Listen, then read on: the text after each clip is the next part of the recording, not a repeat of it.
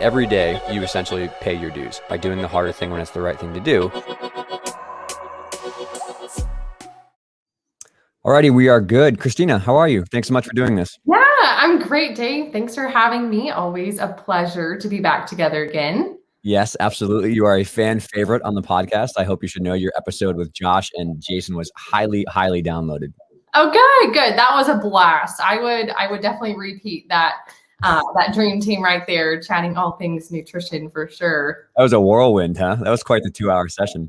I loved it. I mean, I think all of us are big science nerds at heart that love gymnastics and can talk for hours. Yeah, absolutely. And it's something that, we have a lot of text message talks behind the scene, and we're always kind of chipping back and forth about all these things. But, I don't know why this popped into my head. Maybe it was just like kind of seeing the post-quarantine, post-COVID impact. I think we're 6 months out of quarantine right now, and we're really seeing some of the unfortunate negative effects that come when we don't handle this subject well, right? And so that kind of just popped into my mind, and I randomly texted you. I was like, we need to do one for gymnasts themselves. We need to do one for, what goes through a gymnast's head that's really distorted and inaccurate and really like just pseudoscience and just honestly just crap. It's just not true, right? So I think I really want to value this podcast and frame it up, sharing what I definitely thought when I was in late high school and college for me that was completely wrong, and I now realize is definitely inaccurate. And I'm sure you have a lot of experiences you can share as well.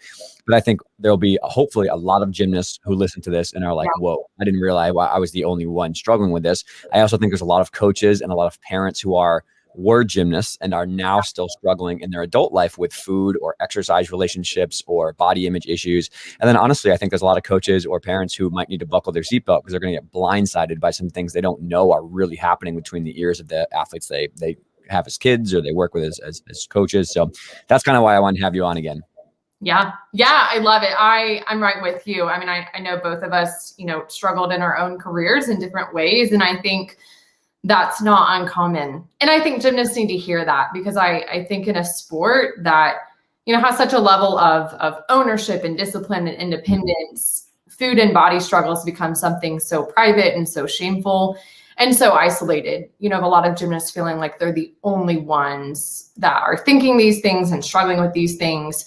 And then they feel ashamed to even bring it up because it in their mind is a weakness, which is completely opposite. But it's hard when you're young. Absolutely. And something else that's been really on my mind a lot, and I literally just tweeted about this before I got on, is like, we have to get rid of this ridiculous perfectionist, relentless standards approach. I think a lot of the underlying issues of why I started having these things and why many other people have these things is it's just never enough. You always have to be better. You always have to be perfect. And I think we do a huge disservice to young athletes by saying that perfection is the goal instead of progress being the goal, right? Like attitude and effort and progress is more valuable than perfection and score. Stuff like that, because like, yes, everyone chases the perfect 10, but what is a perfect 10? It's a subjective opinion of another human at a snapshot in time about how your gymnastics is. That's what it is. And I don't mean to break everyone's hearts, but that's the truth. It's true. And it's an impossible standard, I mean, it just is. And I think in my own life, and I think in a lot of other former gymnasts, retired gymnasts' lives, at some point we learned that imperfect action is still action. And that like living in the gray and avoiding these extremes is really what pushes progress forward and makes you not only successful, but balanced. And that just allows you to give more and to serve more and to really be a whole and healthy person. Yeah. But that's just so counterintuitive to the culture and what we're taught from such a young age. And it can really wreak havoc on these individuals' lives for sure. Absolutely. There's not a single person walking the planet that's perfect. There is not one person and yes, maybe you have a perfect moment in time where you do a routine and you get a 10 and that's awesome, or you have a great meet. But I think we need to really, like you said, teach at a young age, not that it's about that black or white. It's about that gray area about like, can you walk away saying you did everything in your control to make a positive influence on your performance, on everything else? Like that is what we should be teaching young kids. So I think like you said, we instill this really relentless standard that it's never good enough. And I think that's what a lot of kids adopt with food and with their exercise habits in their own bodies, that I'm never lean enough, I'm never strong enough, I don't ever look good enough. And so they get this insane idea that it's never good enough, and then they get it, And then that's not enough, right? Like, oh, well, it's going to go away. Like if I eat something, I'm going to gain weight. Like I'm going to lose my skills, blah, blah, blah. Like it's never good enough on either side of the coin. It's impossible standards. Yeah. Yeah. And I think it even just goes back to like, even, individuals with restrictive eating disorders, like any one of those individuals who's gone through recovery will tell you that even at their lowest of lows, it wasn't enough. And I think that's just all of life is, I think it's the anticipation we like more than the actual goal sometimes. And yet when we arrive, we realize that it's not fulfilling what we are looking to it to fulfill. Hedonic treadmill, right? The famous hedonic treadmill. Yeah, that's interesting. This is a tangent. I don't know why I'm on this, but I've fortunately worked with very, very high level professional athletes who have won the things that you're dreaming of. Yeah. And, they'll tell you that when they got to the shiny end result, it was not the end result. That was what they were so proud of. It was also like, oh, this is great. This is amazing. But like, it was the process of getting here. It's how proud of myself I am for putting in the work. Like, so even the people who are the most successful, the Olympic team members, the gold medalists, they don't think that the gold medal and the end result of number one is what it's all worth. It's the self-development, it's the journey, it's the process. I'm really, really proud of the effort that I put in to get here. And that's what we should be teaching kids. That's valuable. Yeah. And just, I talk about it a lot, but just life beyond sport. Because the reality is we all love gymnastics, but it's temporary. And, it could be taken away tomorrow. And I think it's our duty to help these humans become healthy, whole humans that at the end of the day, if gymnastics is gone, life can still go on. And they're not just a pile of rubble that is left alone trying to pick up the pieces. Because it's not worth it. Even the biggest goals and dreams in the world, when you get there and realize it doesn't fulfill what you thought it would, then being left with a life that's just in shambles, we can do so much better. Yeah, right. Whether it's the physical toll of the injuries they carry with them, whether it's the mental and the emotional toll of like, I remember being like 24, 25 years old and like going to parties and with my friends and like not wanting to eat pizza and not wanting to casual drink because I was like, I'm going to have to work out to work this off. Or like, I'm going to, all of a sudden I'm just going to gain 5 pounds and like, I'm not going to have the perfect body I had when I was like younger, whatever else it is. Like these things are like really damaging core beliefs that stick with people. And they, like I said, they struggle in their adult life to even be happy just on a normal average level of fitness. They always think they have to be like this extreme caliber of perfect, which is just so damaging. Yeah. They just, so many, I think, former gymnasts, even in college, I think that's the great example where they're finally kind of on their own. They're just clueless. We don't know how to take care of ourselves. We don't know how to manage time and like all we know how is gymnastics and try harder and do more. And if it's not going well, then you just try harder. And I think that just leads to so much burnout. It leads to so much anxiety and depression and self-loathing and eating disorders and over drinking and all sorts of things that, again, our athletes deserve more. Yep.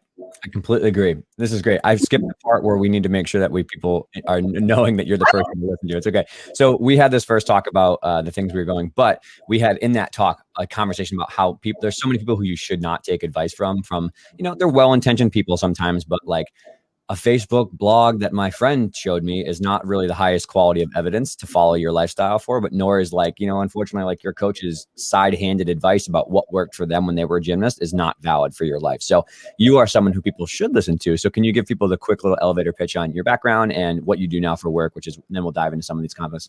Yeah. Thanks, Dave. So I am a registered dietitian nutritionist. That is kind of the kind of certification licensing in terms of being a quote nutrition expert, though I certainly don't claim to know everything, and I'm constantly learning and relearning and not afraid to change my stance on things. I work with high-level gymnasts primarily, so kind of optionals and above, although certainly I'm very passionate about helping parents with younger gymnasts really build that solid foundation when it certainly is their time to help feed and nourish. I was a former gymnast, now a judge. I, unfortunately had an eating disorder during gymnastics that continued into college, even years beyond retiring from the sport. And it took a lot to finally decide to get help and to be ready and to really realize that the behaviors I was engaging in weren't serving me. So I'm very passionate about helping gymnasts who have fallen into disordered eating patterns and thoughts and beliefs about food in their bodies. I mean, I work with the whole gamut in terms of, true clinical eating disorder. We have a team, we have a therapist, we have a doctor. Things are very serious, to just gymnasts who are looking to optimize their performance. But I've found that it's really not one gymnast goes untouched by what we call diet culture. Yep.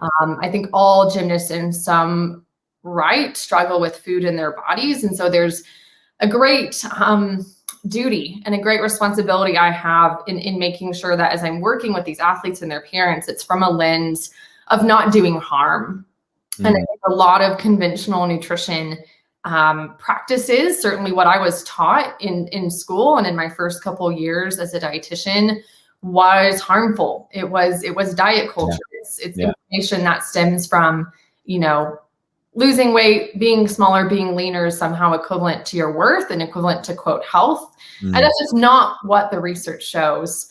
So yeah, that's in a nutshell. I have a virtual practice and work with athletes all over the country and teach some courses, and it's great. It's really a dream come true that when I was struggling as an athlete, I thought one day I might help people, but knew a lot had to happen in terms of recovery in my own journey, but never knew it could be this fulfilling and really trying to change the gymnastics culture and show people that elite performance can happen when we are not subscribing to diets or food rules or constantly trying to lose weight and look leaner. We can have a healthy relationship with food and body while excelling at the top. Yep. It's very countercultural, but I've seen it in my practice. I think we've seen it in other athletes' lives who kind of come to the light, after years of struggling. And so it's something that I want everyone to be able to experience, so that, again, we think of this whole person, that we leave people as good as we found them, if not better, after the sport. Yeah, well said. And I'm so grateful for you and Josh and Jason and like Carrie online and other people who are just like really great former gymnasts or experts working with parents, who are gymnasts. And just like, there's so many good people now on social media who are giving really valuable advice. Cause there's like, in the same way that we have a lens in the medical side, there's like this layer of like extremely geeky academic, like nerdville, right? And then there's like one layer down, which is kind of like us as filters to help the community. And then there's like the community who needs the help. And I think this is a subject I'm so grateful to have you guys. You talk to like, Brad Schoenfield and people who are just super academic, right? Like Alan Aragon. It's like, I would love to know what you're saying, but I cannot, from a user point of view, understand it. So we have you and John and Jason and Carrie who are like filters to be like, okay, what do I need to know? It's complicated. It's really a really complicated subject.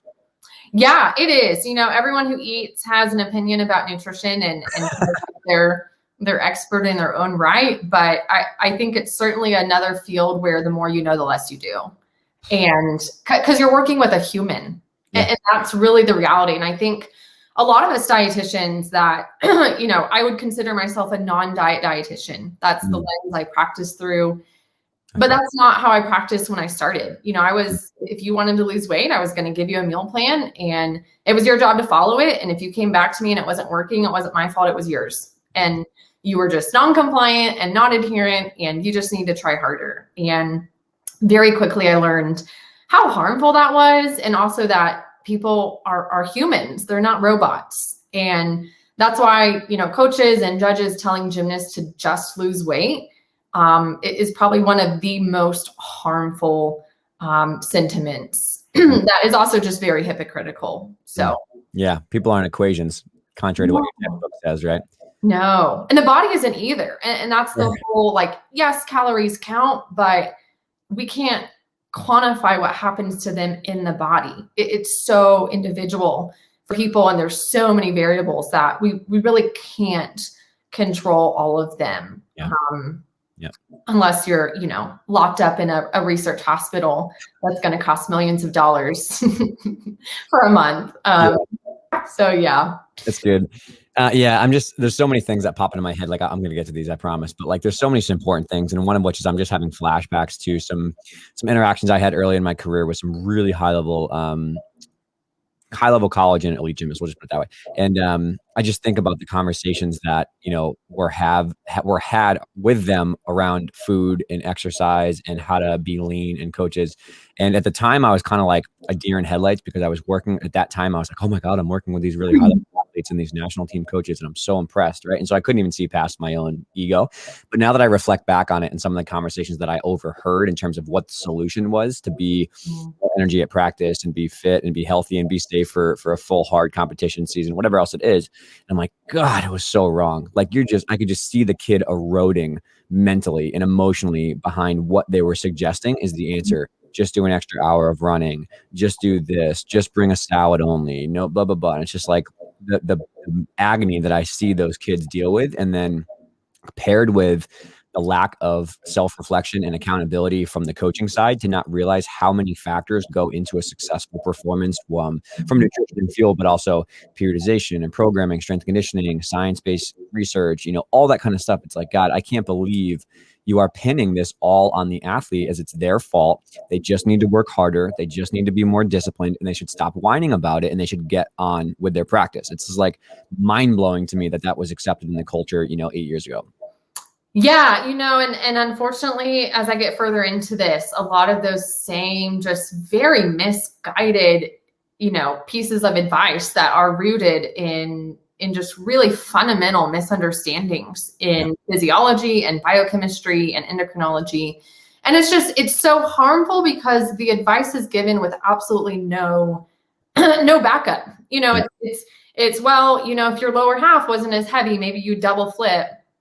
Okay, when you tell that to a 14-year-old, all they think is, why, I guess I have to eat less. Like, if you're really that concerned, why don't we send them to an actually qualified dietitian who can really help evaluate, is this athlete fueled? Because that's honestly probably the bigger issue. And obviously, you know, you have the PT kind of strength side of it, but I would say that just very rarely is it truly a weight issue.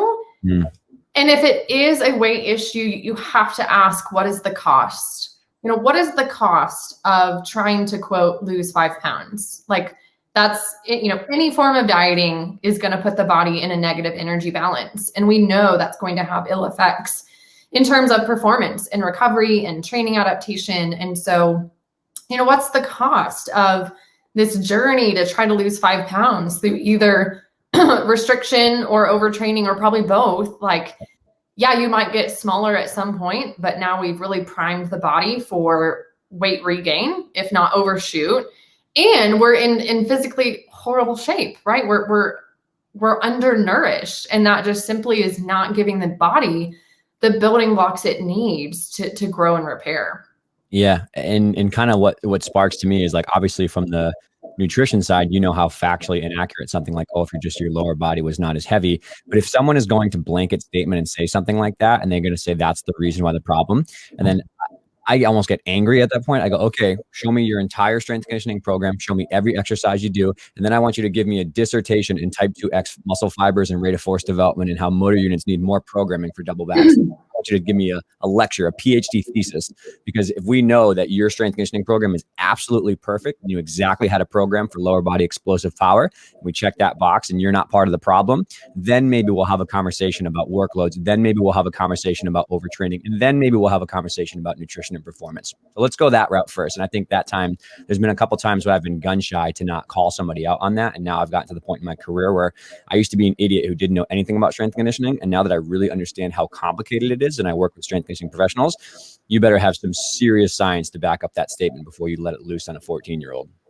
Yeah, 100%. I mean, I really respect the coaches that have come to me in private to ask me about certain athletes and wondering if their struggles in the gym are related to weight. Yep. And literally every time I say, you know, this athlete is going through puberty, their body is changing, they're supposed to gain weight.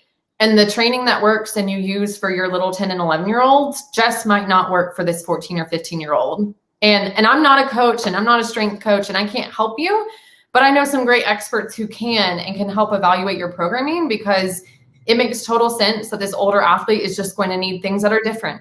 Yep. And I'm not saying it's going to need hours of cardio. I'm saying just different methods of training and helping them to get back to where they feel comfortable in their bodies and can really perform. Yeah. But just losing weight, putting them on a diet so that they're, quote, not as sluggish or not as heavy on their hand, like that's a really easy answer. Yeah, very well said. And I'll definitely go the other side too and say I'm very hopeful and proud and optimistic of the number of DMs and emails that I get are similar to what you're saying, which is like, hey, I realize that like our strength program is maybe not as great as it should, or I realize like our injury approach is not great, or our culture is the issue. So there's a lot of people who are kind of having this moment of reflection where they really do want to do a better thing. And so I'd say for every one coach who has your lower body half head, probably 15 more that are like, I'm ready to learn, help me please. And so shout out to all those people that are having that harder conversation and realizing how hard it is. Yes. And there are so many that are being able to adopt this whole like performance over aesthetic. Yep. And are just so much more accepting of body diversity and really realizing that there is no one gymnast body. And I say it all the time. I mean, the code of points as it stands has such an emphasis on power and of difficulty. Yep. that alone is going to make changes to the body that are not going to be reflective of what the gymnast body looked like, 2 or 3 decades ago. Yep. And it's not a bad thing either. And if you look at the best of the best in the world, they're women, right? These female gymnasts are full-bodied women that are strong and powerful, and they are all different. Badasses. Yeah. And the coaches, there's so many options for series and skills and ways that you can compile a routine to still score well and be in the favor of the athlete, but also support their body type and their strengths. And so, I think, and I'm just going to say it as it is, the gyms that still demand that every gymnast do the same bar routine and every gymnast do the same series on beam, and the 1 or 2 gymnasts whose body types just don't really fit that just get kind of ostracized. It's just inexcusable. It's the smartest coach wins in terms of creating a routine with minimal deductions that meets the requirement and suits the athlete. Yep. Yep. Super well said. And I think the way to kind of go about this, and again, we've been brainstorming on text back and forth about maybe the top 5 things that we realize now are horrible that we said to ourselves. And so we have a small little list here of things, and I'm not afraid to put myself on the chopping block and kind of be, because I know that there's a lot of people who have earbuds in right now who are going to hear some of these things and be like, I can't believe I'm the only one. So it's good because we can do it from a male and a female perspective. So I think we'd like to, like we talked about before, is kind of talk about the science or things that debunk why that's not true, and talk about the performance benefit from an alternative point of view. But then also, as you so brilliantly said, is like, what does help look like as coaches, parents, gymnasts who are listening? What does help look like, and what can we do for each of these things? So does that sound good? Anything else you want to add before we dive in?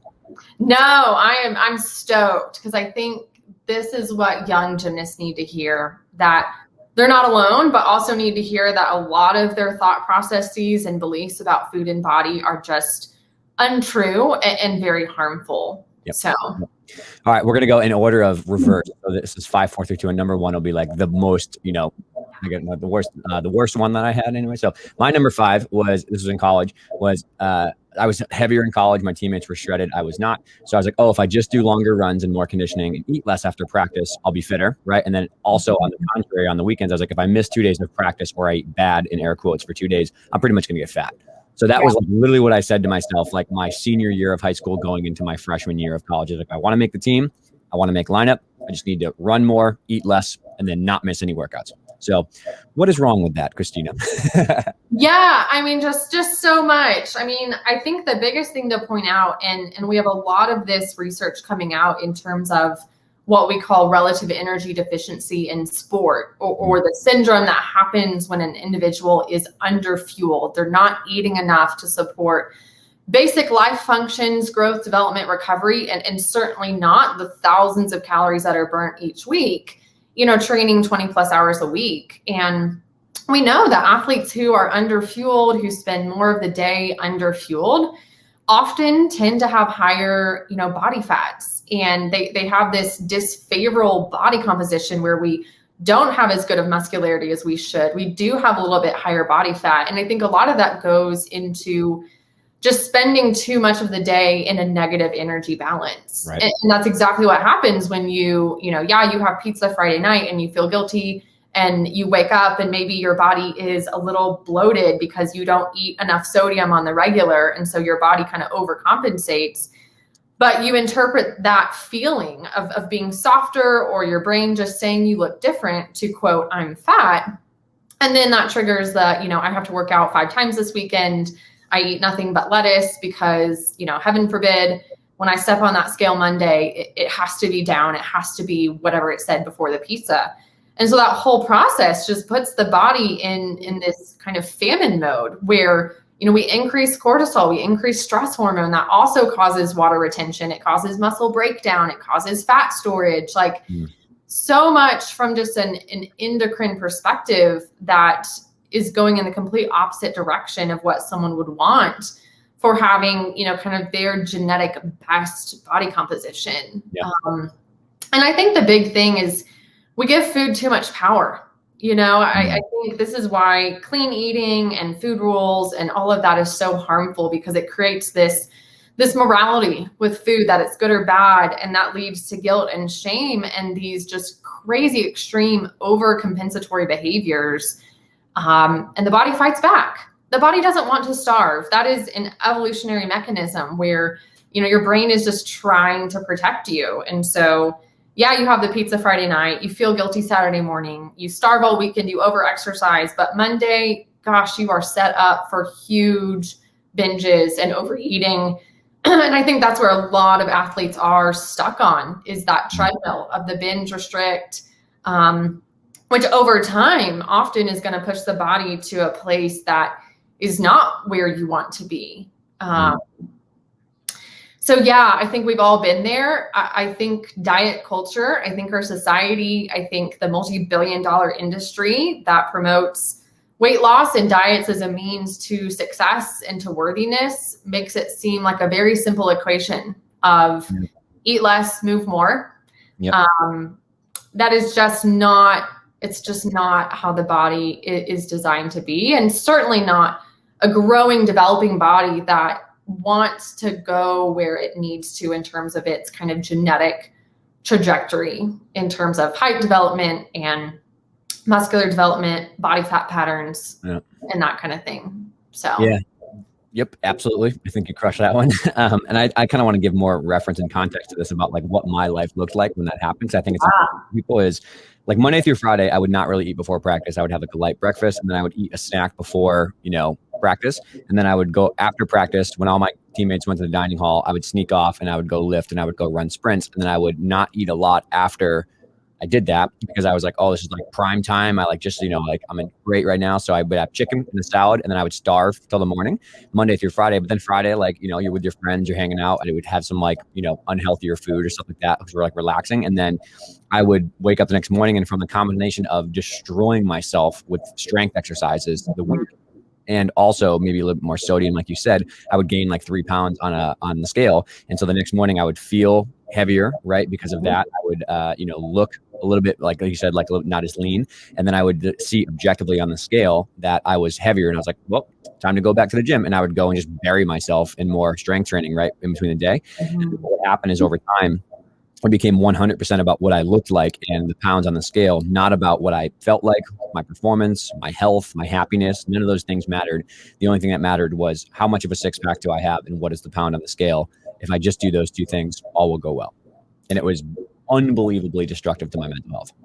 Yeah, it is. And that's why I don't ask gymnasts to weigh themselves. I don't care what they weigh. I don't ask them to get body fat testing, because the number is so distracting. And I think gymnasts at the core, we are numbers oriented, right? It's about the numbers. It's about the scores. It's about, and so that's where the scale, it just really can't be viewed objectively by many individuals. And I would say that gymnasts are certainly more at risk to suffering the ill effects. I think there's very few gymnasts, very few young gymnasts who could objectively step on the scale, even with education. And I think for me, it was same story. Okay. Same thing, kind of at the start of the eating disorder, and just this obsession with the scale and this number.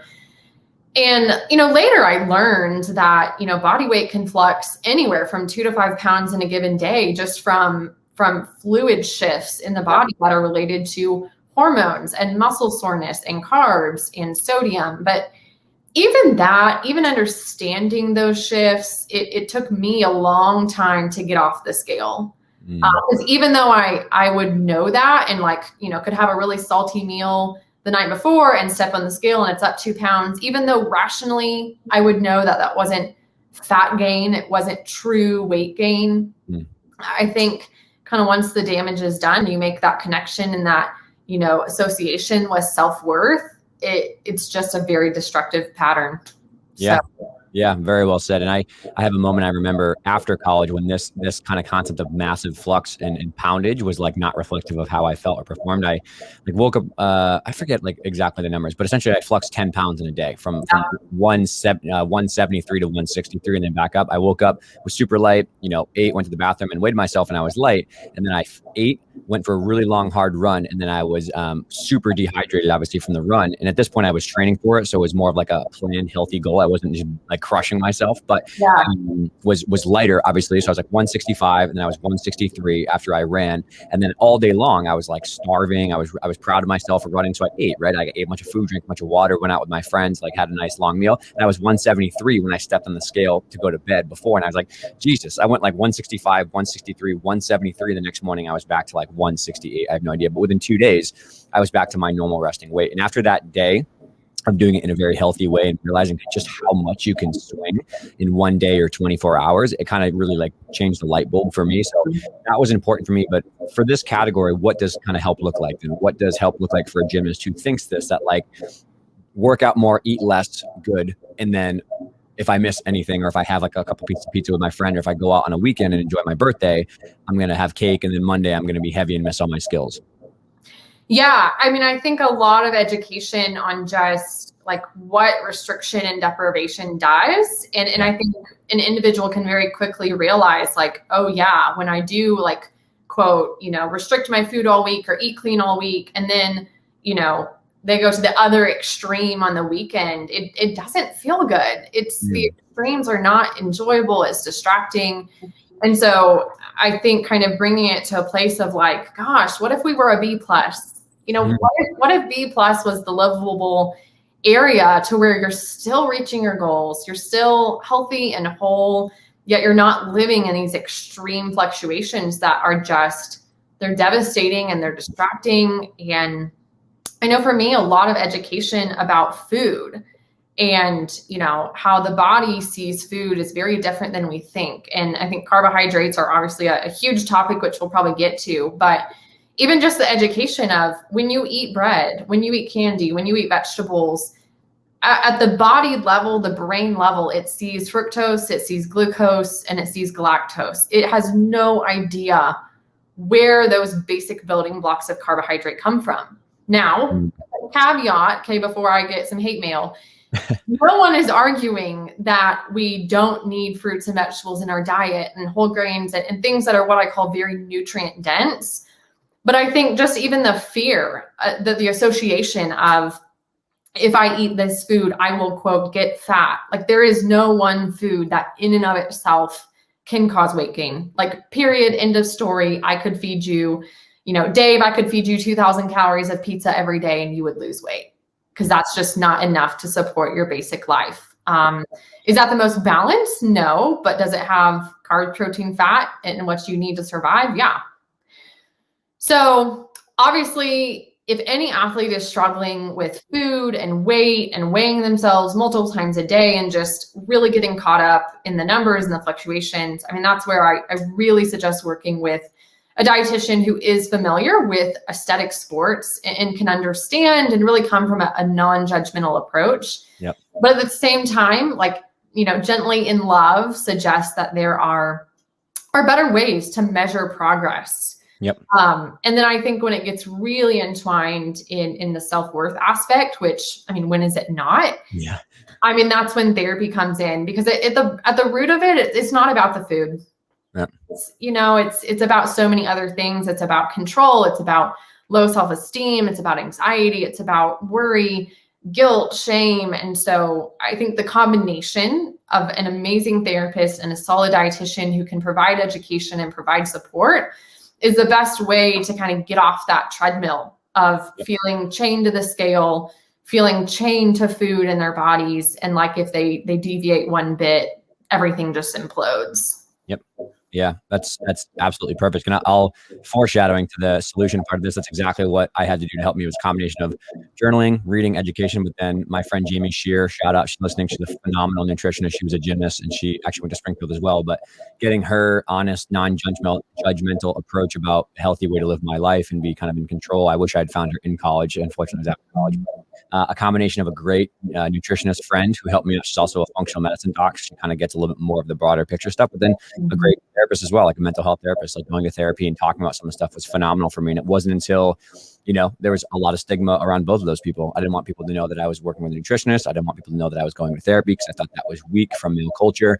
And then I got over myself and my stigma. So I think for me, it was like being able to be okay with like an 15% balance of my life, right? Like 85% of the time, I try to feel myself well. I try to take care of myself. I try to work out, but 15% of the time sprinkled throughout the entire week, like I'm going to have pizza. I'm going to grab food with people. I'm going to miss a workout. I'm just going to kind of do, more focus on happiness and health versus aesthetics, but also not only having those cool guidelines to live by, but also being like, combating the negative voice in my head or the judgment that I would give myself about when that 15% was happening. You know what I mean? I think that's a really hard thing is you have to actually allow yourself the time to do it, but then you actually have to kind of be kind to yourself. If you're going to go out with your friends and have a big meal and drink a couple drinks if you're above 21, and all that kind of stuff. But, it's a combination of working with people and then having those guidelines that are acceptable for your own happiness and health, not what anybody else thinks, but your internal marker. And then also just really not judging yourself or tearing yourself to shreds when you do have some moments where you want to completely chill and sit on the couch, watch Netflix and have pizza. It's a good way to recover. Yeah, it is. And I think in our larger culture, it's do more is always the answer. And I agree. I didn't do therapy until college.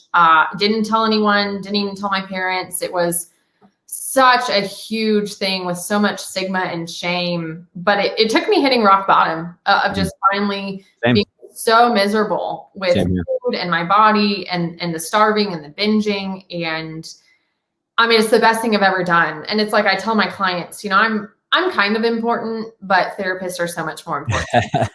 Yeah, I agree. I think that's why I want to do this podcast and why I think the podcast is valuable to people, because I was the same way. It took crippling anxiety and depression and loneliness and hopelessness before I realized I should start reaching out to people and getting help. And then when I did, I was like, I'm such an idiot for not doing this 5 years ago, right? If I just valued my own opinion of myself more than other people's opinions of their judgment of me, I would have been able to find these people 5 years earlier and save myself a lot of misery. So anybody that's listening, that's like on the edge of, I want to work with a nutritionist, I want to email Christina, I want to find a therapist, I want to talk to somebody, and your negative squawking voice is saying like, you're weak, don't do it. Like it's all false. And I've never met somebody who was worse after they made that decision because they realized it was fear of judgment and it was fear of their peers. If your friends shit on you for going to therapy and talking to a nutritionist, you need new friends. So later. Yep, 100%. I have a very high level gymnast that we just convinced to get some help and get some therapy, and it's going to be a game changer for her and her career. But it took her coach saying the world would be a better place if we all went to therapy. And I agree. I think everyone can benefit from what I call a neutral third party who can help you, put your junk on the table and see it for what it is and learn healthy ways to cope and take care of yourself, because life is hard and it's complicated. And we have, broken homes and families and everyone has their thing that, even your closest friends and teammates probably don't know about, but has a huge impact on the way that you view yourself, your relationship with food in your body, other, things that are abused, substance abuse kind of, ways to cope. Yep. But there's that shame and stigma. And I think the other point here is something I always tell my clients is, I am legally bound by HIPAA. I am legally bound to keep what you tell me confidential. And even for the athletes I work with that are minors, when they're 15, 16, I'll often see them alone in virtual sessions and then follow up with a parent via phone or email. And even then I say, look, I'm only going to share what you want me to share. And obviously if you're in danger, if you're going to harm yourself, something like that, I'm obligated to share those things. But I think like we've talked before, gymnastics is, unfortunately, as a sport, there's been a lot of mistrust, and there's been a lot of breached confidentiality, especially in the medical realm. And so, I've worked with gymnasts that they won't even sign a release for me to talk to their physical therapist, which, on the onset, you would think that's a pretty neutral thing. But there's so much distrust that, things are going to come back to them, and there's going to be retribution. And so, yeah, I think as professionals, you don't see me posting on social media who I work with. You don't see pictures of athletes for testimonials. You'll never see that, because at least for nutrition, that's so personal and private that you don't need that, and I don't need that. And so I think that's also something to note, and for athletes to know that when you are working with a credentialed, licensed, legit professional, whether it's a therapist or a dietitian, their code of ethics and their license really binds them to adhering to confidentiality and to do no harm. So. Absolutely. And in the last, sorry, go ahead. You have more? No, I was just going to say that's really the difference between working with a true professional who is, credentialed and licensed and board certified versus someone that's just, did a weekend certification or whatever, has absolutely no monitoring or oversight or accountability. So, yeah.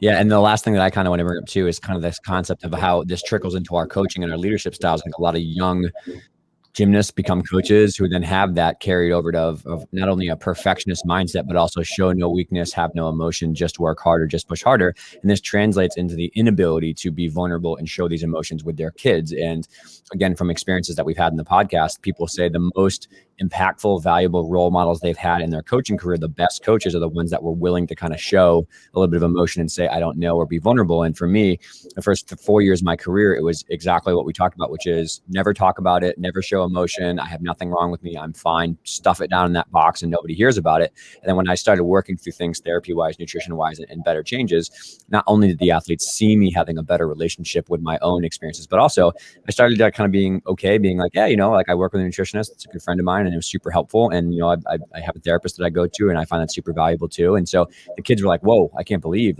you would say that, or you would mention that. And it's not like I'm broadcasting my personal life. I try to keep it private, but there's one-on-one conversations when an athlete that I work with, their coach will tell me I really struggle with food or eating disorders, or, I'm struggling now with something. I say, I don't know what you're going through, but I'm empathetic because I actually did have disordered eating as well. And I've had to go to therapy and it's been very helpful. And so I'm here for you if you need anything, or I can point you in the direction of people if you need help. And that's it. It's not like I'm sharing my baggage with them, but they're like, whoa, this person also, one, struggles, but two, is willing to say, they're in that boat too. And it's a good connection with the athletes.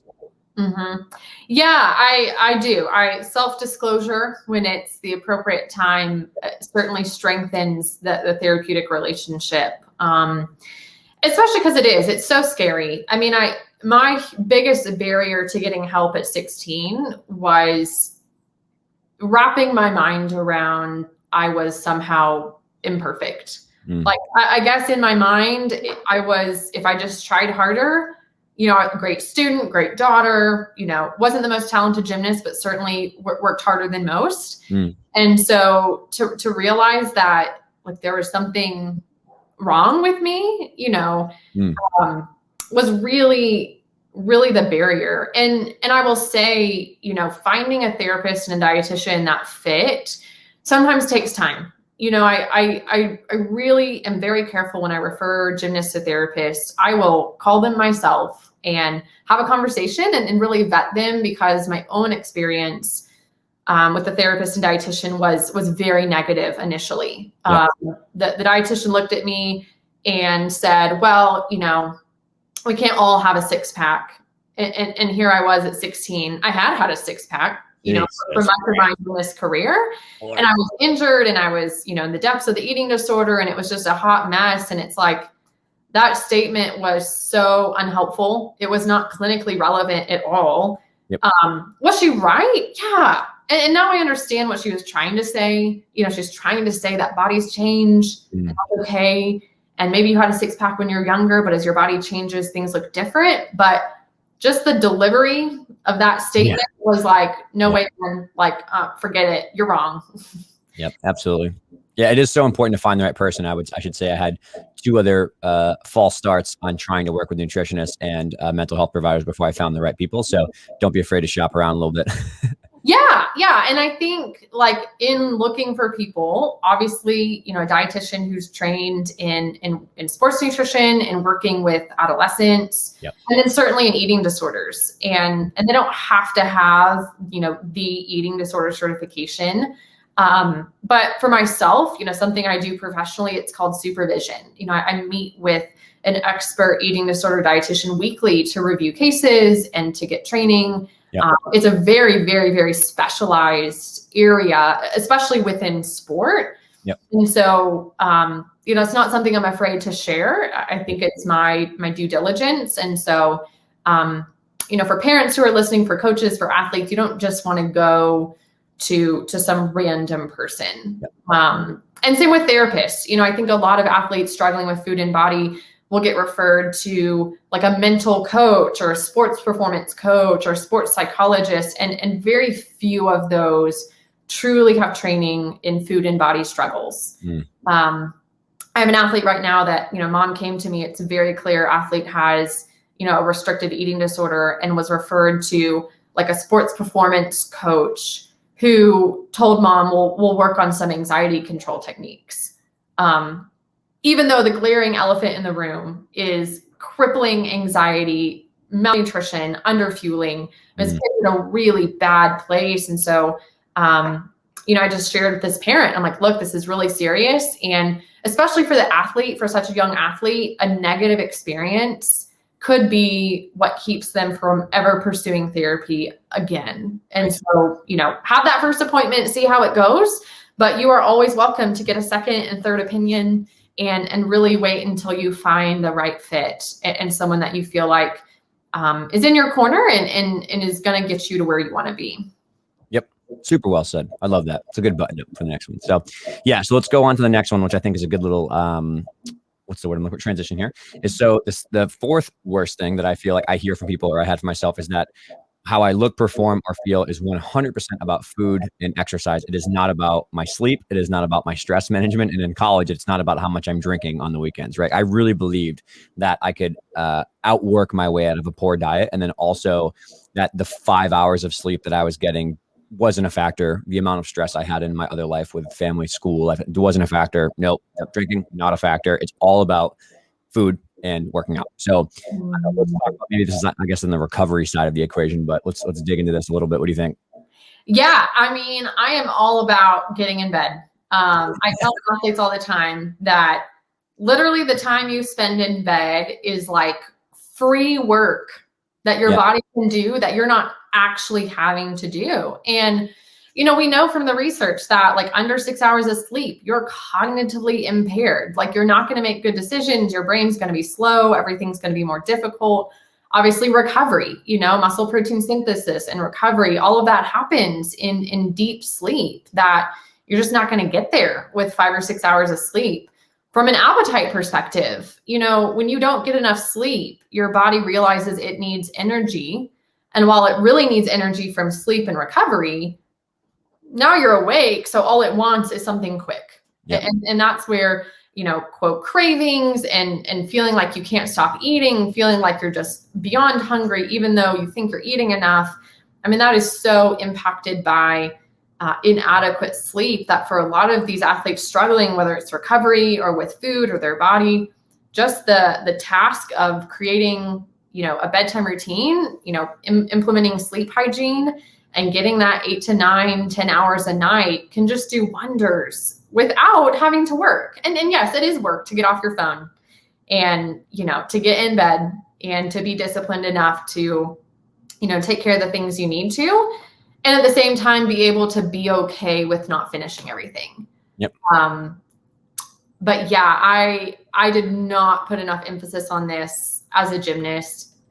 It's probably one of the things I got a little more right than everything else. Cause I just didn't like feeling tired. I was never the kid that wanted to stay up till 2 a.m. at a sleepover. I wasn't going to do it if I had gymnastics. I just didn't like feeling just basically drunk all day, just tired and grumpy and moody. But then when you learn about just the endocrine effects and how it affects appetite and body composition, it's just a no-brainer to get in bed, because that's going to make your life with food a lot easier and easier to navigate.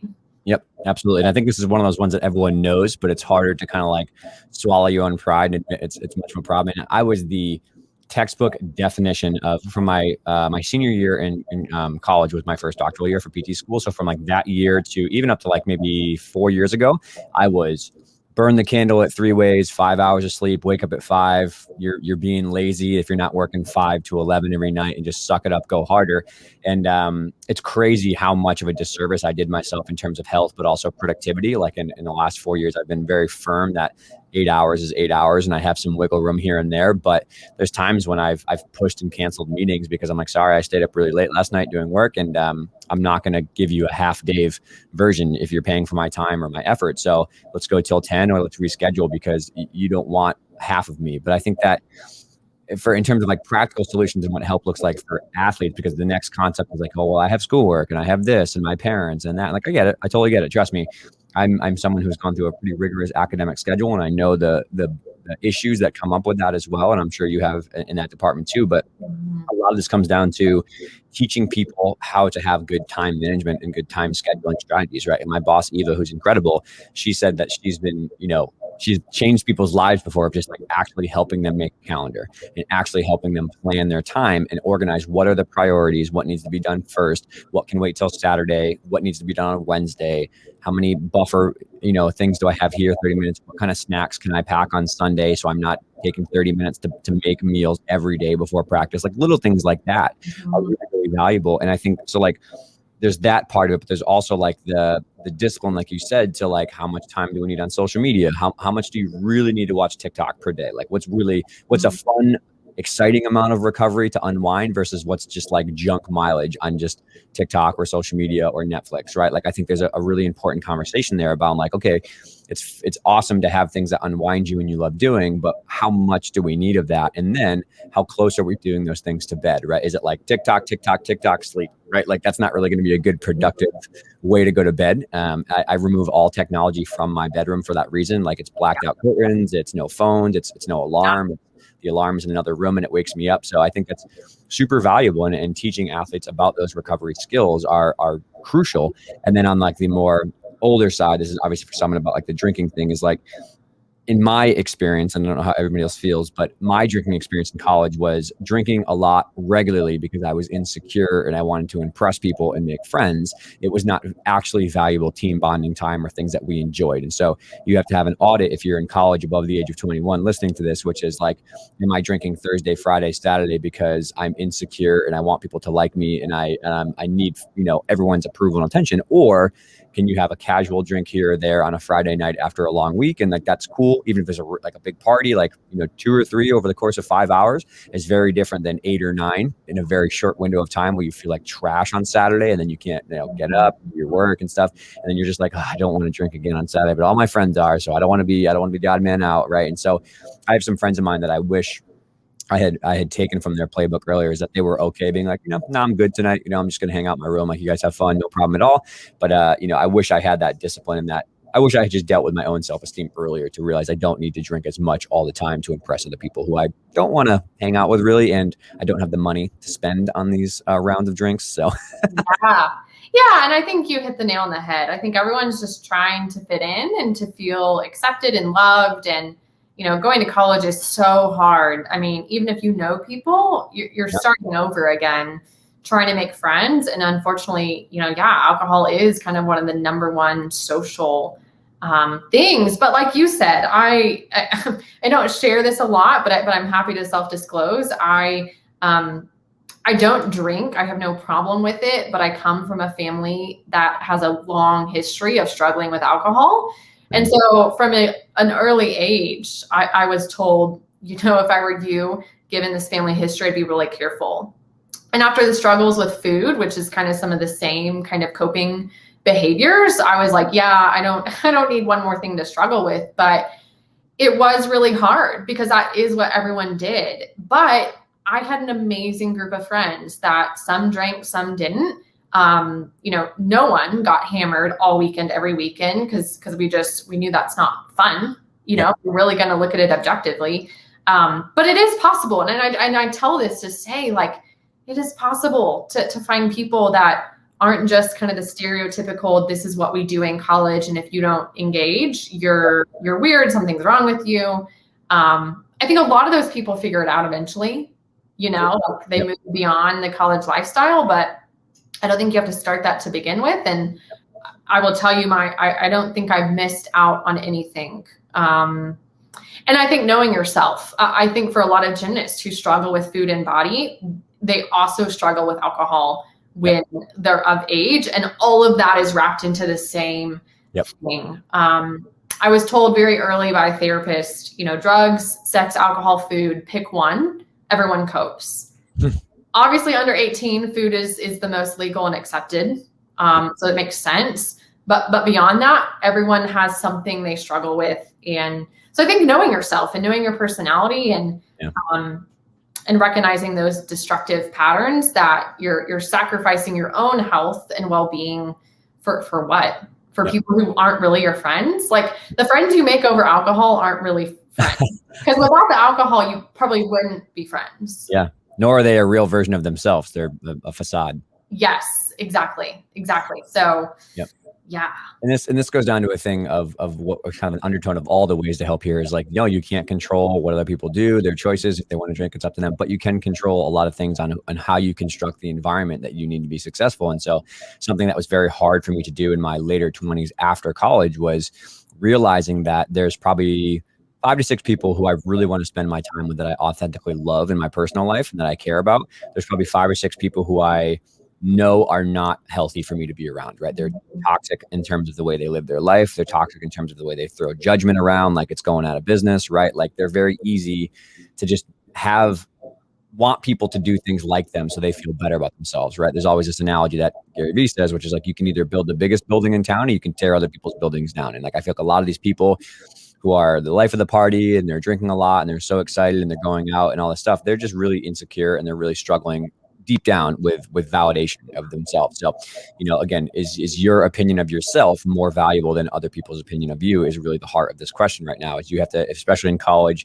especially kind of in those older years, is, are you really making decisions about all these things, food, drinking, whoever else you hang out with, based on what's legitimately going to make you happy and what you value, and that, or is it because you're trying to close insecurity gaps? And my closest friends that I still have with me now that were in college gymnastics with me, they wouldn't have cared if I drank or not. They wouldn't have cared, all that kind of stuff. And so, the real ones stick by you the whole way. Yeah. Oh, so brilliantly said. It's so true. And those are hard. They're hard lessons to learn and to realize. And it is so wrapped up in our identity and our worth, which just even the transition out of sport, I think sets you up for a lot of those struggles as you're trying to figure out who you are apart from this gymnast identity that you've had for the majority of your life. Yeah. So. Yes, absolutely. That's very, very important. All right. Number 3, I think we crushed that one pretty well. This is actually ironically exactly where we're supposed to go. Next is, I'm the only one struggling with this, right? Like with food and with body image and stuff. And I'm just being a baby. And at my point in life in college, when I was not as moral of a man, I said, this is only a problem for girls and I just need to suck it up and work harder, right? That was like, you talk about like male culture and like male hard, like go hard all the time culture. That was it. It was like, you're being a bitch, figure it out. You know what I mean? Like, don't talk about it, stuff it away, go work harder, go lift more weights and stop complaining. Like, that's really what I grew up in terms of like guy culture, especially it's not so much in gymnastics culture. I think that's mainstream alpha male culture. So that is 100% what I thought in terms of being alone, I think is the key there. And we kind of hit on already is like having the right environment and friends. But this is kind of more of a mental health one, I guess, than a nutrition science one. But what are your thoughts on this? Yeah, I think a lot of this has to do with comparison. And I mean, that's the thief of joy. And I'm sure males are just as bad, but obviously I can't speak to that as well as females. Totally. I mean, like, locker room talk about food and body stuff is so toxic. And, blinders on. I say it all the time. that, you know, you need what you need, and what you need to eat and what you need to do to take care of yourself and your mental health has absolutely nothing to do with anyone else. Yet, you know, in a sport where we do watch other people, we are like comparing and trying to see like, oh gosh, are they better than me? Am I better than her? Like, where am I measuring up here? I think that really sets everyone up for struggling alone, because in their minds, you decide that you're the only one, you know, that isn't achieving XYZ. And then it's easy to just blame it on food in your body. Yep. Because that is the controllable. And I think, like, rewinding to your point about, you know, weight comments and really addressing strength and programming and periodization, like so many things before we even talk about someone's weight. Yep. All of that is out of the athlete's control, right? They don't program their training. They don't control whether they do, you know, only gymnastics, traditional conditioning, or their gym has like gotten with the program and is now implementing strength training. And so I think that's why it's such a heightened issue, because food is really the only one thing you can control. And it's just not talked about either. You know, I think so many gymnasts are struggling and haven't come out on the other side. So there's no one that can say like, hey, there's a better way. Like, hey, it doesn't have to be like that. And I'll tell you, it's so precious. Like, a lot of the high level gymnasts I work with, they tell their teammates, because they ask, and their teammates are like, what are you eating? I mean, they'll be like, it doesn't matter. It doesn't matter what I'm eating. I'm working with my nutritionist and I'm feeling great and I'm doing what I need. And that's what I'm doing. Yep. Instead of like, well, I only eat this, or I'm not going to eat that. Like, even just that shift is eye-opening, because then even the responses is like, what? Like, what? You don't just like have a diet. Like, you aren't just whatever. Yeah. That's cool. I don't think I've ever like even thought about that, but I'm happy to hear that some people are transitioning away from like not in a rude way, but like, doesn't matter what I'm doing because I'm not you and you're not me. Yeah. And sadly, I even have these conversations with parents of, you know, like comparing their athlete to other athletes in the gym, especially when it comes to growth and development and puberty and body change. And I'm like, look, you don't get to control your genetics. You don't get to control how tall you're going to get. You don't get to control when you're going to go through puberty, how your body stores fat, your musculoskeleture. And so it just doesn't matter, because you can't do anything about it. All you can do is fuel your body the best you can, which is the only thing you can do to get it to your genetic best. Yep. Yeah. So blinders on, because that's just life. And my dad from an early age always told me there's going to be people smarter and richer and prettier than you. So get over it. I love that. That's great. And it's true. And so I think instead of wallowing in this, you know, self-loathing, I don't look like her. Yep. You just got to move on, which I think this comes down to comparison, in the sense that for myself, what sparked the eating disorder was, if I looked like this gymnast, I would perform like her. Yep. And I think that's the root of it, of just this very simplistic kind of adolescent thought process that is just not true, but it makes sense.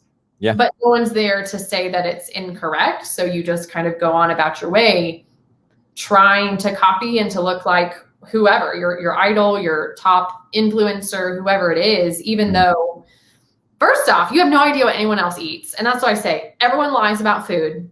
Every article in every magazine ever about what this Olympic athlete eats or whatever else, that is complete BS. They are not going to tell, you know, People magazine that, oh yeah, and then I had 2 cookies after dinner. Yeah. It's not. Or the editors are going to cut it out. I mean, it's just not reality. So like, stop looking at that garbage, because you're now operating off of false reality. Yeah, I think comparison really is what a lot of this comes down to. And it was 100%, you know, what happened to me is that when I was a little bit younger, I was actually okay with everything. And then it was only once I started getting around more people who were completely musculature, super shredded, and all this other stuff, that I was like, why don't I, you know, if I just look like them, I'll perform better. I'll make team, I'll make lineup, whatever else it is. But the best thing I ever did in terms of, you know, what does help look like, before we go to the next one, is trying to adopt a me versus me for me mentality, right? You got to block the noise out. You got to tunnel vision. And I think I always get DMs where people are like, it's easier said than done. Like, what do you actually do? And I'm like, no, I understand. Like, I still struggle with it every day, even, you know, 31 now and running a business, stuff like that, working as I work. But like, how do you cope with that? People ask. It's like, well, me personally, summarizing what we said, I turn my goddamn phone off and I don't look at social media. I go to sleep and I turn my alarm off and I sleep a nice solid 10 hours. Then I wake up and I actually think through these things. I try to think about like, what have I worked on with other people, with mental health providers or with nutritionists about, what does this mean? What's the root cause of this? And can I dig into, this is probably an issue about something I'm saying to myself that's irrational or illogical or distorted, and a comparison mindset. It is not about, something really sound and that has logic behind it. So you have to kind of have that filter to look through to be like, what's going on here? What's the real elephant in the room, as you said? And a lot of it, again, comes all the way back to is what's in your control, right? The happiness, the peace of mind is if I'm doing everything in my control to influence a positive outcome, to reach my goals and be the best version of myself and reach the best version of my ideal life, then that is successful. It doesn't matter what somebody else looks like or what they're doing for a score or who they're dating or what their life looks like with money and success. It's about me and my bubble, about am I making forward progress? And I think that's the only way that I've found abilities to cope with a lot of these food and issues that I think developed later in college. So that's my thought. I don't know if you have anything else. Yeah, I agree 100%. And I think these are such crucial life lessons that are going to go years beyond the sport because, after gymnastics, it's then, okay, now we're in college and now, oh gosh, like this person's smarter. They got a better scholarship. They got a better grade. They got into this internship. And then, oh, he's dating so-and-so. Why am I not dating anyone? Like, I mean, there's always going to be people that are in different seasons of life and different life stages. And I think like being a business owner now has just solidified the blinders on even more. Yeah. Like, it doesn't matter what everyone else is doing. It doesn't matter what their marketing is. It doesn't matter. Like, what matters is, am I serving my clients? Like, am I doing the best I can? And am I taking care of myself? Because, oxygen mask on first. Yes. If I'm not sleeping, if I'm not eating, if I'm not engaging in self-care, I'm not going to be a good provider. And so it doesn't matter how much money I make or, whatever. It's a non-issue that I wouldn't be able to handle it had I not learned early on. And it's hard. And I think it's okay to grieve, for young athletes to be upset, to realize that like their body, may not look like what they want it to, but it still is their body and it can be a really good body. It is a good body. Yep. But again, it's why do you want to look like that other person? Like, what do you think they have that you don't? And probably what you think they have is not what they have. Yeah, I couldn't agree more. And I think it's funny you said about it doesn't matter what I'm eating, as like a little kid says that. Talk about the adult parallel that happens in real life when you get into the real world is like, you're worried about what your friends think about you. It's like, doesn't matter what your friends want. Like, you want what they want. They have a different life, a different job, a different skill set, a different strengths and weaknesses. Like, you don't want the same goals. You don't want the same things. So why the hell should you worry about what other people are wanting, right? And so many people have this false notion, especially around adult life and aesthetics and stuff. It's like, oh, if I have the perfect body, like what all the Instagram people say, then like, oh, this cute boy or this cute girl will want to date me. And then once I have this girlfriend and boyfriend, I'll be happy. It's like, God, talk about a fairy tale that will blow up in your face. Like, one is that aesthetics and what you look like does not equal a happy relationship, but also a happy relationship does not come from only someone, just that's it. That's all they care about is what you look like. Because hate to break it to you, you're not going to be 25 forever. Like life has to go on. Things change. So wake up a little bit here. Yeah. The first time I was told that like the American dream will not bring you happiness, I think my world was shattered. And I think I was like a freshman in college. I was at some like, it was like a campus crusade retreat. And it was like a breakout session on that. And I was like, wait, so you're telling me that like my whole life I've been striving for like the best education, which is going to get me the most money, which is going to allow me to buy the best things and is going to allow me to look the most attractive and to find the best, mate, and then to have the smartest kid. Like, what? You're telling me that that's not going to bring happiness? That is, I'm so happy you said that, right? Because I took the Yale had a free course on happiness like a while back ago, and it was like reaffirming a lot of things I said. But if you really think about it, and this is a tough reality for a lot of people, who does the American dream serve, right? Make a lot of money, have a perfect body, and find the perfect trophy wife or husband or whatever, get a great job, have a great house, buy a lot of stuff. Who does that serve? The companies. Yep. That's the marketing and the company people. Look at marketing. Marketing is less than culture. You're not good enough. You need this. It's not bad. You're not pretty enough. You're not fit enough. You're not making enough money. Like all that serves is big ass corporations with really rich people. So like none of those things that you're preached at as the American dream, especially as the transition out of college, is where I started to learn this when I was like, okay, no gymnastics. Now I'm in the real world. What should I chase? Chased money, fame, social media status, attention, relationships, and like the most attractive person with the biggest job. I need the biggest house and all that. It was the opposite of what made me happy. And going the complete left way or away from that, like just enough money to be happy, right? Which is over like, I think over 50,000, they say 60,000 is like, you can like plateau and then like nothing else makes you happy or it's exponentially worse. But like an average side house, I like my job. It's fun for me. I don't make a ton of money, but I like it, like passionate thing. It's crazy how the opposite of the American dream is what made me happy. Yep. 100%. 100%. And I think that right there is like the life lesson that even for these young gymnasts who are like evaluating goals and dreams for parents who, have options between, my gymnast can go the elite track 32 hours a week. Like I literally had this conversation last night of, yes, we need the elite track. There are gymnasts who do that and become Olympians and blah, blah, blah. But like the majority of them do college gymnastics.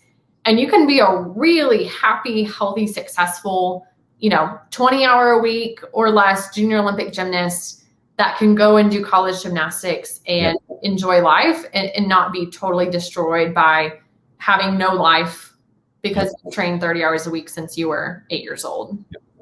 There is an exponential curve on the commitment to your gymnastics only goals and your happiness level. So like you have to sacrifice so much when you start running up that peak towards like average level of gymnastics and fun to like the level 9, level 10, to the college, to the D3, D2, D1 elite. Like there's an exponential sometimes reduction in your happiness on those goals. If you have those goals, that's amazing. I support you 1,000,000,000%. I'm lucky to work with people who have those goals, but they have a team of people around them who are helping them up. It's not them on their own. So people really need to take that to heart. I'm glad you said that.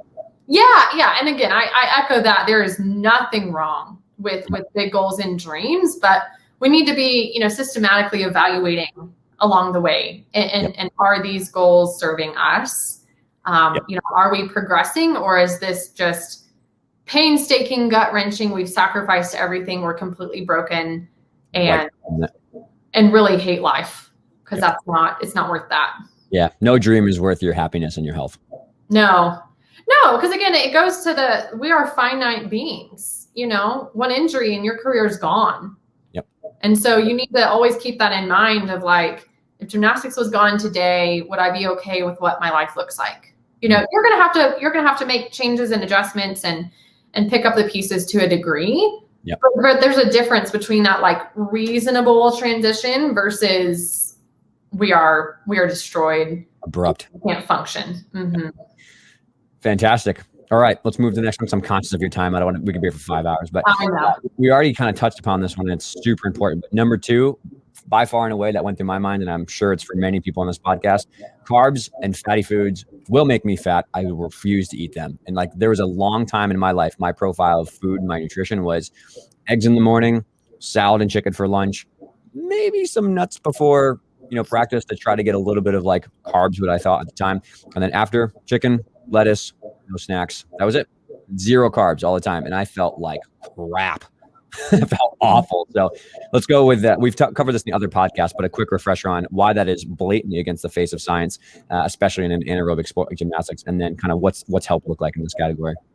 Yeah. So I think the first thing is just, no one food causes weight gain in and of itself. Food is made of energy, of calories, which is a measure of heat that food gives off in the body. And so while yes, fat has double the calories per gram of fat that protein or carbs do, no food is magical in the sense that like somehow if you eat it, it's just going to directly get stored as fat, versus if you eat these like healthy, clean foods, that's, going to burn fat.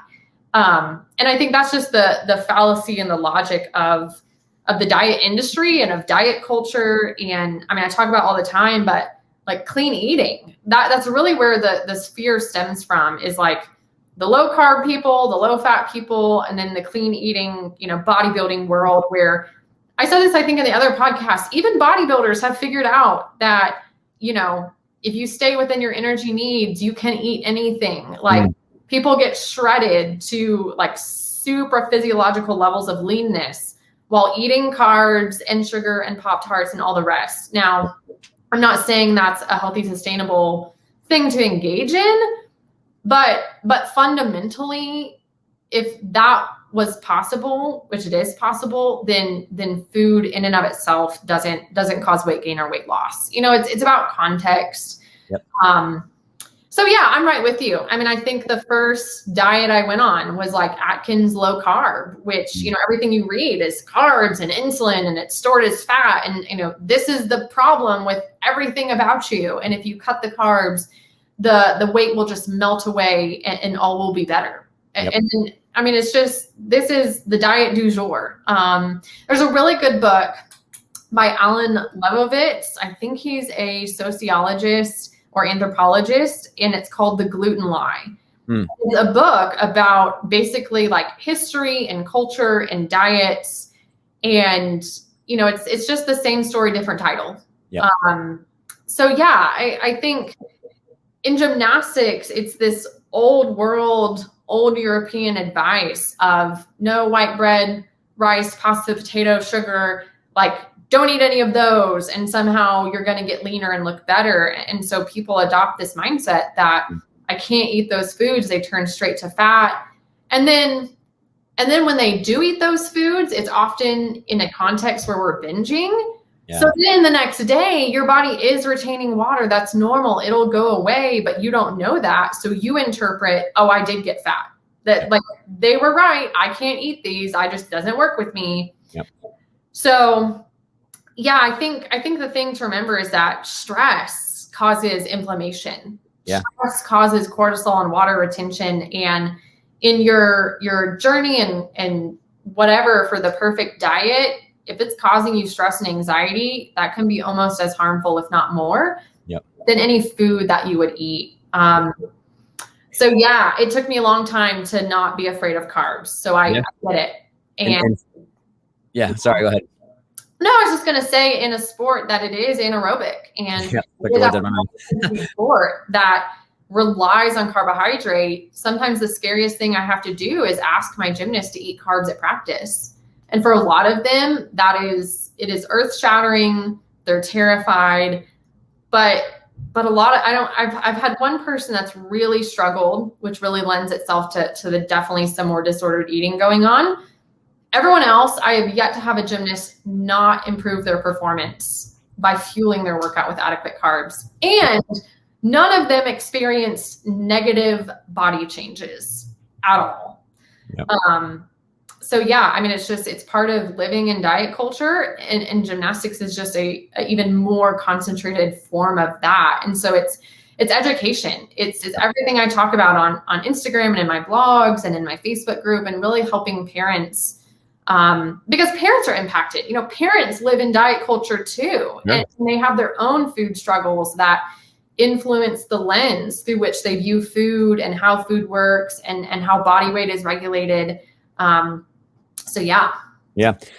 You took the words out of my mouth when I was going to say something. Is like the sport is based on repeat sprintability and anaerobic glycolysis. We've extensively talked about this before, but also your brain runs off carbs. Like your brain primarily functions off of carbs. And so again, I'm going to give some tough love to people here, parents or gymnasts or anyone who's listening. If you're telling someone you shouldn't eat carbs because it's going to make you fat and that's going to reduce your performance, you better give me a PhD thesis in bioenergetics and anaerobic glycolysis and astrocyte function with microglia in your brain and lactate shuttles. You better give me everything under the sun. You better be talking to like the best of the best in the world and telling me why you're telling me that these gymnasts should have less carbs or no carbs. And I can tell you, back to full circle from our conversation, that was the first thing these coaches told this athlete, right? And, I overheard was like, well, we got to pull the carbs down.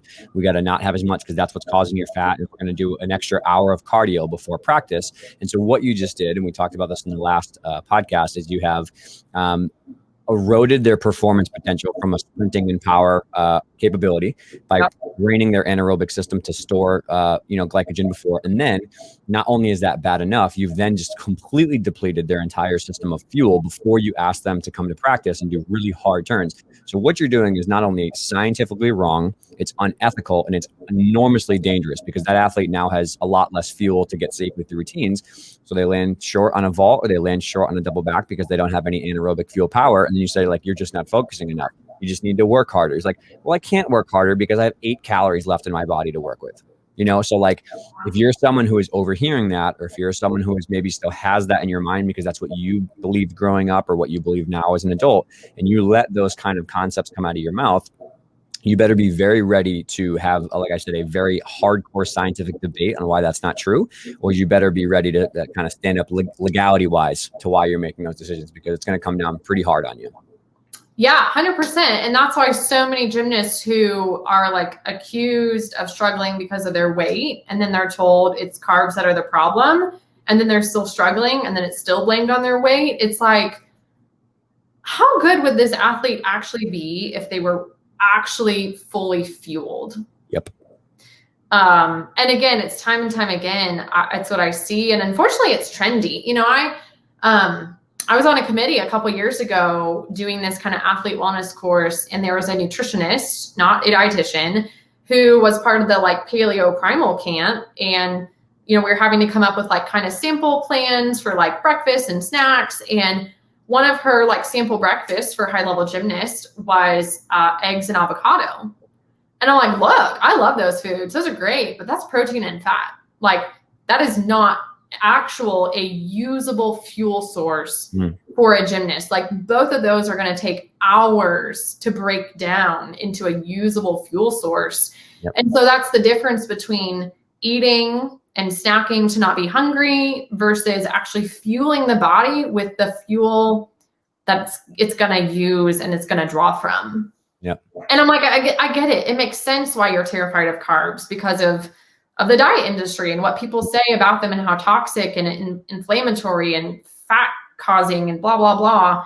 But it's just not objectively true. And I think for me, what did it was when I was a dietetic intern, when I was like doing my rotations to be a dietitian, I was at Duke and I had to do all these weeks and weeks of clinical. And it really finally hit me that when someone is dying, like when someone cannot eat, when they are so malnourished that their gut doesn't work, we have to put them on IV nutrition. We literally put an IV that goes into their heart, and it is delivering straight up building blocks of food, amino acids for protein, lipids for fat, and dextrose for sugar, for carbs. And it hit me of like, if carbs are so toxic, then this would be killing people, not saving people. Yeah.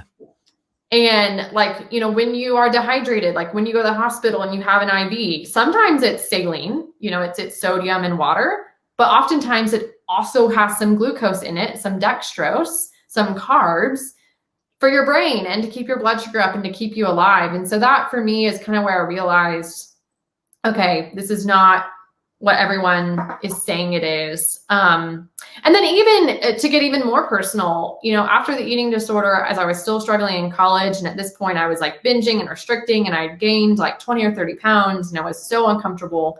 I was diagnosed with polycystic ovarian syndrome. Turns out I really had hypothalamic amenorrhea, so loss of my period because of underfueling. And even though I had gained all this weight, I was still underfueled because of this just crazy, erratic, starve, binge, over exercise cycle. And I Google, best diet for PCOS. And of course, the first thing that pops up is low carb and Atkins. So here I go, and I go ask my doctor, who is a reproductive endocrinologist, like smartest of the smart. And I'm like, hey, I read this, is this going to fix my issue without like needing to take meds or anything else? And she was like, oh yeah. She was like, yeah, my patients do that all the time. And, they have this like weight range where, when they get to this certain range, like they're fine. So here I was at like, I don't know, 19 or 20. And I devised this kind of like paleo, low carb, autoimmune protocol for myself. And it only resulted in me just binging on coconut oil and kale and 90% dark chocolate. And the food sucked, and I was so miserable, and I gained even more weight. And yet it didn't dawn on me that my restriction and deprivation is what was fueling everything that was going on. And it wasn't until I had a therapist who was like, what if we just paused on the diet? Like, what if we just ate things that were filling and satisfying? Like, you can always go back to it, but let's experiment. And like, sure enough, she was right. You know, when I went back to eating everything, which was very scary, having to learn to eat carbs again, it wasn't until then that my body healed and I got my period back, and things, my body calmed down, my weight settled out. And so that for me was another really pivotal moment where I was like, okay, even if this was the best approach, the stress and anxiety and food issues and behaviors it caused me was so counterproductive to my health that that's not for me. And maybe it works for someone else, but it didn't work for me. So here we are. No, I greatly appreciate you sharing. I think that's super valuable for a lot of the females listening. And on the male side, I had the exact same thing. Before we can share this last one, is the stress and the anxiety of, for me, it was like counting calories and macros and trying that. The stress and the anxiety and the happiness I was robbed of not being able to just enjoy time with my friends and my family, which is extremely restorative to me, to kind of like have a nice family dinner and hang out and like get appetizers and just shoot the shit and hang out. Like, that's so like what was my battery. But like I got that taken away from me because I was so hyper paranoid about where does this fit in my calories? What's the macro? How long should I run tomorrow to make up for this? This, that. Like, it was unbelievable how much more miserable I was trying to just go by that versus, like you said, working with people who said like, well, how about we just live this 85-15 lifestyle, and that 15 is sprinkled in wherever, whether it's with your friends, whether it's not, whether you work out 6 days this week or 4 or none, like whatever else it is. And like that for me was massively valuable to allow myself to do that. But then also, like I've said before, is not to tear myself to shreds during that maybe 15 to 20% of the time when I wasn't perfect. You know what I mean? All that kind of stuff. So thank you very much for sharing that. So last one, and I wanted to include this one because I think this is the end-all argument about the difference between aesthetics and performance, that what you look like is not how you perform, which you've really brilliantly written about before. So number one thing that I struggled with by far and away, and it still was something that I struggled with up until my early, mid-20s, is if I just lose weight and have a six-pack, I'll make lineup. My teammates, my friends, and all these cute girls will like me, and then I'll be happy. The world will, if I just look shredded and I'm in lineup and I perform well for my team, then like the heavens will open and my happiness will drop down and make me feel better. So, man, I can't tell you how much misery that mindset has caused me in my life and how wrong it was. I just so factually wrong. So can you maybe touch on that concept of aesthetics and what you look like versus how you perform and how you make lineup or how you get that scholarship or whatever else it is? Yeah, I mean, you're just spot on. And I think so many of us struggle because it is an aesthetic sport that is subjective, and there is no one gymnast body. And I think the reality is that the body that you need to perform your best and to be able to achieve the difficulty that we're asking of high-level athletes is going to result in a different physique for every person. Right. There are those that are just genetically longer and leaner. I mean, the perfect example, Simone Biles and Nastia Liukin, arguably two of the best gymnasts in history. It doesn't matter what either of them does with food and exercise. They will never look like the other, ever. I mean, Simone Biles could starve herself to nothing and would never look like Nastia, and vice versa. Yep. And so I think it's recognizing as coaches, as parents, as athletes, that like you can only be the best version of you. And yes, proper nutrition and proper sleep and proper training and periodization and recovery. Like, there are so many things that you can do to improve your own performance that isn't just about weight.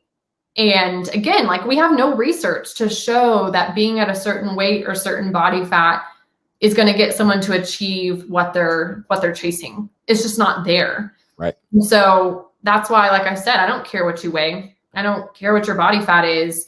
I care that you're healthy. I care that you're properly fueled. I care that you're sleeping. I care that your stress is managed. And I think it just takes looking at the broader picture of, again, it's what is the cost? What is the harm? What is the risk? And for what? And I think, and I'm going to call it out here, I'm a judge. I'm a college judge. There is not a single deduction for cellulite, for body fat, for not having a six-pack. And yet I know in the sport there are judges, especially in the elite world, that are finagling deductions based on weight bias and fat phobia, if we're going to call it what it is. And then, of course, it's thrown under the guise of health or performance. You know, well, her calves are hurting because she's gained some weight. You know, she's not hitting the angle she needs to because, you know, she's put on some weight. And again, like, even if that was true, just lose weight is not the answer, because there's probably so much else going on that's impacting that athlete and their body. Yep. So yeah, it is certainly performance over aesthetic. And if you want aesthetics, go be a bodybuilder. Yep. But I think anyone that's been down that road, which, like, been there, done that, it's not going to make you happy. You know, being stage lean, I think for most bodybuilders, they will say, is the most miserable existence of their life. And then you can never forget that place. Even if you tell yourself that being that lean wasn't sustainable, it was only temporary, you can never erase that. And so I think that kind of segues to, I think so many gymnasts do go down that path when they retire, because it's aesthetic, it's a goal, it's the strength training, it's all of it, but it's not going to bring you the happiness that you're looking for. And being that lean is like 0 performance level. Yeah. You have no strength, you have no libido, you are tired all the time, you're not sleeping, your cortisol's through the roof. Like, that is aesthetic, that is not performance. Yep. So I'm very happy you said that. That is extremely important for people to hear. So thank you for that. And I think this is a great way to wrap things up on kind of like some conclusion thoughts about, you know, not only what helped me, but also I think in generally where people should go from here is, yeah, the biggest thing that helped me, and I think that you already hit the nail on the head, is realizing, like, these things won't make you happy. They won't make you perform like you think. You're delusionally thinking that if you just get these things, you'll be happy and you'll perform well. But, like, you have to really reflect on your core values and what really genuinely makes you happy, right? And put your time and your effort and your energy. If you love feeling very fit and feeling very high performance because you love competing and that's what it is, that's awesome. But that is a very different motivation than looking the part of a gymnast and having a 6-pack and being, you know, these cute boys or cute girls think, you know, I look good or whatever. Very, very different pathways there. So that's one. And something I heard from Andrew Huberman that I think really sums up a lot of what people need to go through and what I went through is, I think people are wrongfully seeking an outside-in solution for an inside-out problem, right? This is really about what is going on between your ears and what is going on in your own sense of self-worth and self-acceptance and self-esteem. And where is your validation and your sense of feeling proud of yourself coming from?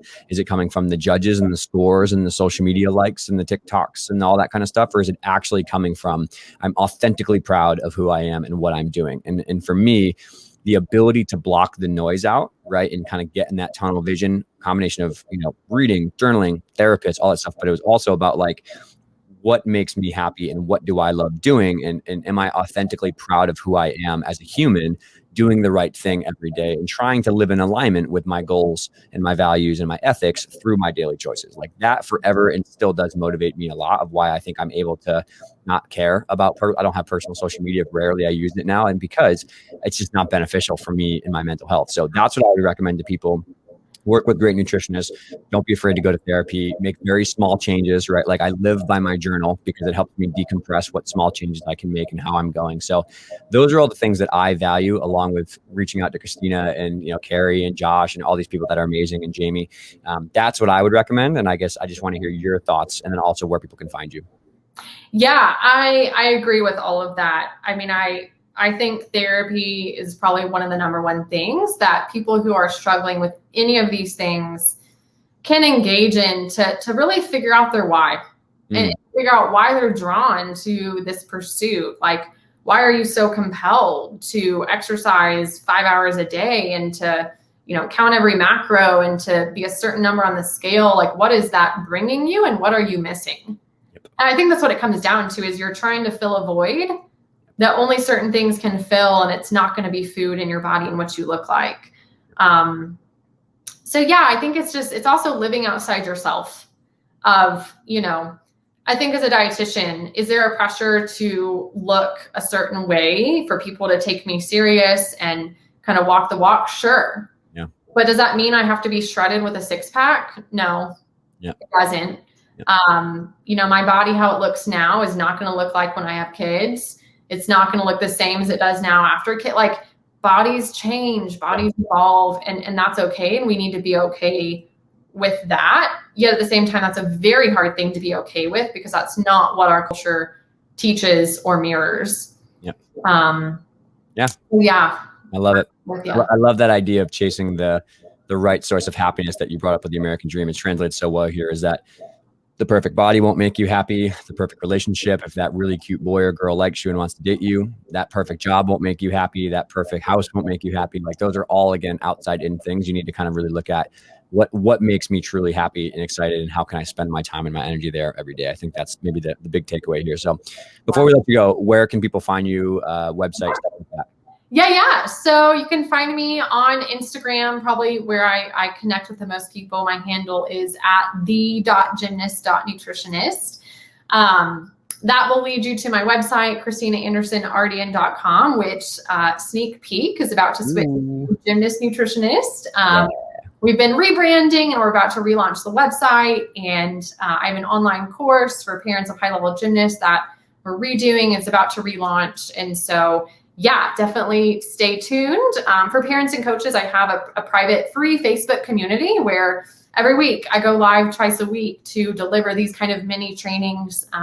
Yesterday, we talked about fueling for early morning meets. The day before, we talked about puberty and growth and body change, and is really supposed to just be a resource for you guys to wrestle and to learn and to struggle with things that you need to struggle with in private and not with your gymnast, and then be able to help them.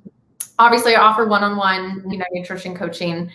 You can contact me on Instagram or my website, and always happy to collaborate and work with gyms and other professionals, and just continue to grow in my own practice and knowledge, with really trying to change gymnastics culture and to show athletes that you can have a healthy, whole relationship with food and your body while achieving your big goals and dreams. These things are not mutually exclusive.